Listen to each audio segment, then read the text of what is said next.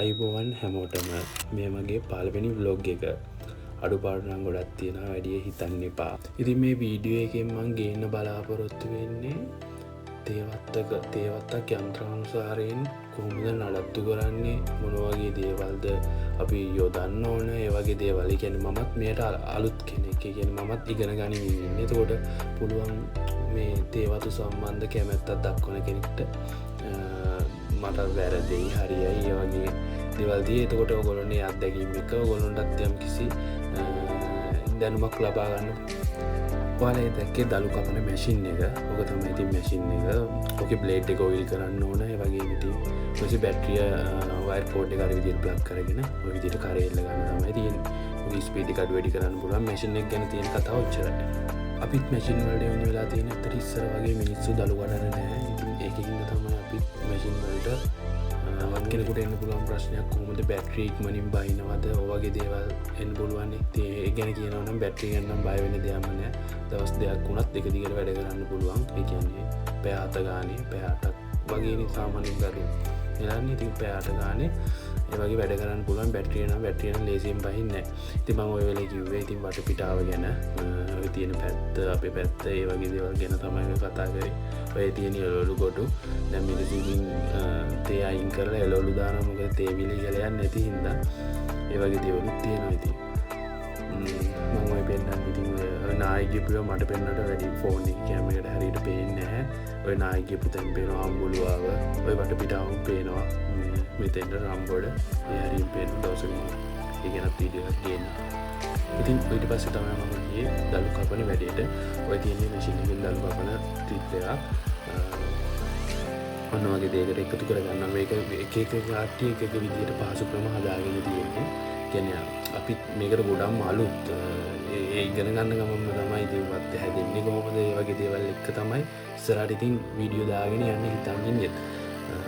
ඔය විදිහට ඉස්සලාම ටේබල් එක ගහගෙන තියෙන. ඊට පස්සේ ඔකේ කොළ තියලා අපේ විදිහට හදාගෙන තියෙන යම් කිසි මට්ටමකට ඊට පස්සේ එන දළු තමයි ඔහොම අපි කපන්නේ. මම නම් දවස් හරියට විස්තරයක් ඉස්සරහ වීඩියෝ වලින් මම ඔයාලට මේක හොදටම ඔපරේට් කරන්න පුළුවන්. කියලාට සාමාන්‍යයෙන් කිලෝ 150ත් 180ත් අතර ප්‍රමාණයක් කපන්න පුළුවන්. ඔයාලට මම පෙන්නන්නම් දැන් අපි මේක වත්ත කපලි වරුණාට පස්සේ කොහොමද පේන්නේ කියලා. මේ තියෙන්නේ වත් අපි කපලි වරුණාට පස්සේ ඉස්සර මෙහෙම නෙමෙයි. මේක ගොඩක් හිස්තැන් තිබ්බයි. කියන්නේ ගස් එකින් එකට යාවෙන්නේ නැහැ. හේතුව තමයි දළු කරන ශ්‍රමිකයින්ට මේ පිළිබඳ වැඩි දැනුමක් නැහැ. එතකොට ඒගොල්ලෝ කොහොමත් බලන්නේ ඒගොල්ලෝගේ දවසේ ගාන වැඩි කරගන්න, කිලෝ ප්‍රමාණය වැඩි කරගන්නනේ. දැන් අපේ පැත්තේ නම් ශ්‍රමිකයෙකුට රුපියල් 30ක් වගේ කිලෝ එකකට රුපියල් 30ක් වගේ ප්‍රමාණයක් දෙනවා. ඉතින් මේගොල්ලෝ ඉතින් වටේ තියෙන දළුවේ හැමදේම ගහ අපේ භාෂාවෙන් කියු ගහ හූරනවා කියන එක තමයි කියන්නේ.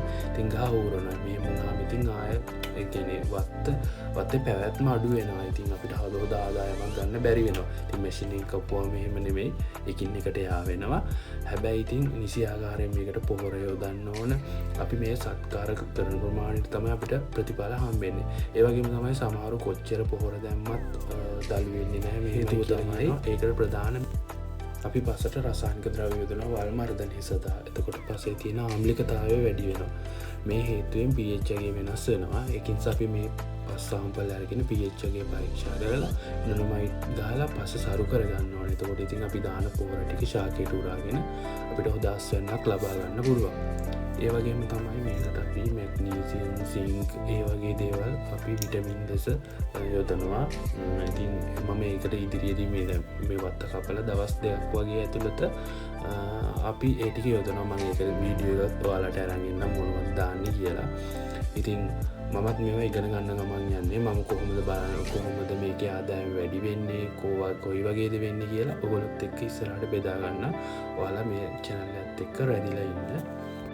ඔයාලට මම මේ පෙන්නුවේ අතින් කඩන දළු ගණන ඉඩමක්. මේ විල්ලා දැන් පෙන්නනවා මැෂින් එකෙන් කඩන ඉඩමක්. ඒකට ඔයගොල්ලෝ වෙනස බලා ගන්න.